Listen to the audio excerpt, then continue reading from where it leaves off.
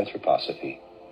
The ability to perceive this world gained through exercises is called the power of imaginative perception.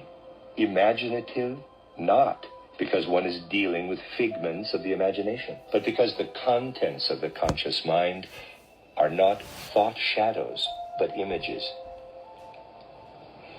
Sensory perception gives direct experience of being in a real world. And so does the inner activity of gaining imaginative knowledge. The world to which this perception relates is called the etheric world in anthroposophy. This is not the hypothetical ether of modern physics, but something truly perceived in the spirit. The name is used because it relates to earlier, instinctive ideas of this world.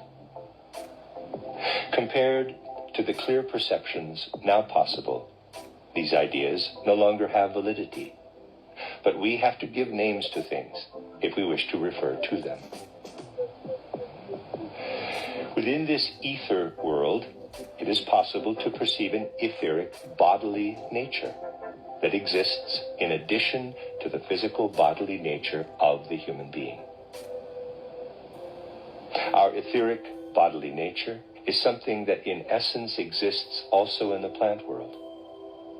Plants have an ether body. We can only understand the developing plant world if we see how in it earthly physical principles interact with etheric and cosmic principles. At the beginning of a human life on Earth, most clearly so during the embryonic period, the forces of the etheric body act as powers of configuration and growth. To rise to the living etheric nature of the human being in the way described here is something utterly different from the unscientific insistence on a, in quotes, vital force that was commonly used in the attempt to explain living bodies up to the middle of the 19th century. Here it is a matter of directly perceiving, in mind and spirit, an essential principle that exists in humans and all other life forms, just as the physical body does. To gain this perception, we do not continue the ordinary way of thinking in some vague fashion. Nor do we make up another world using our powers of fantasy. Instead, human perceptiveness is extended in a highly specific way. And this then also leads to experience of a wider world. The exercises that lead to higher perception may be taken further. Through imaginative perception, we got to know a second aspect of our human nature. We, in anthroposophy, get to know a third aspect through inspiration. Parenthesis. These terms should not put the reader off. They have been taken from an instinctive way of seeing worlds of spirit that belongs to primitive times. Their meaning, in the present context, is exactly stated. Close parenthesis. The world to which we gain access through inspiration is called the astral world in anthroposophy. Speaking of an, in quotes, astral world, we progress to specific spirit entities who are revealed in those etheric influences.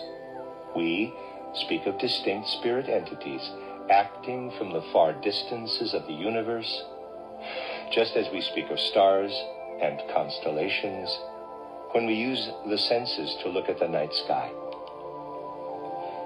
Hence the term astral world. In this astral world, human beings have the third aspect of their essential nature, the astral body. Human beings thus have their ether body in common with the plant world, and their astral body with the animal world. The essentially human element that raises humanity above the animal world is perceived and becomes known through a form of perceptive insight that is even higher than inspiration. This is called intuition in anthroposophy. In inspiration, a world of spiritual entities reveals itself. In intuition, the relationship of the perceptive human being to this world becomes a closer one. Something purely spiritual is brought to full conscious awareness. We thus enter into a life where we are human spirit among other spiritual entities. In inspiration, these spiritual entities of the world reveal themselves. Through intuition, we live with those spirits. We thus come to recognize the fourth aspect of essential human nature, the I, capital, itself. The astral body and I are not tied to the physical body in the human organization the way the etheric body is. Inspiration and intuition show that astral body and I separate from physical and etheric body during sleep, and that complete interpenetration of the four aspects of human nature to create an integral human entity exists only in the waking state. In sleep, the physical and etheric human body remain in the physical and etheric world, and we shall only be able to think of medicines when we develop knowledge of how an earthly substance or earthly process relates to the etheric, to the astral, to the I. Only then will it be possible to introduce an earthly substance into the human organism, or to treat the organism with an earthly activity to such effect that the higher aspects of the human being are able to develop unhindered.